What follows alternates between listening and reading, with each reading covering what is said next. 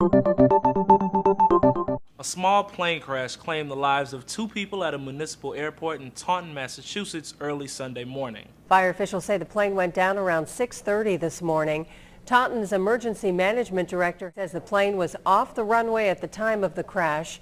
Taunton police believe the plane was taking off prior to the accident. The dead were the only two on board at the time of the crash. At 10 a.m. local time, Taunton police were still notifying the victims' families and have yet to release their names. Taunton's mayor called the crash a tragedy and said, quote, "My heart goes out to the family." It is still too early to know the exact cause of the crash. The Federal Aviation Administration is now involved in the investigation, but this incident adds to the list of several unfortunate small plane crashes within the last 2 months.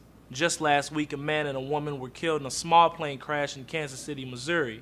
Witnesses say the plane did a nosedive and fell on its belly. And in July, an air taxi crashed in Alaska, leaving 10 dead. At that time, the FAA said the single-engine plane struck the runway and burned. But if you look at the stats, flying remains one of the most reliable ways to travel. The Daily Mail reports the chances of being in a fatal air crash in the U.S. is only 1 in 45 million, which means a traveler could fly every day for 123,000 years before being involved in a fatal crash. Nonetheless, the taxiway where the Taunton plane crash took place remained closed Sunday morning. The other parts of the airport are still being used. For Newsy, I'm Jamal Andrews.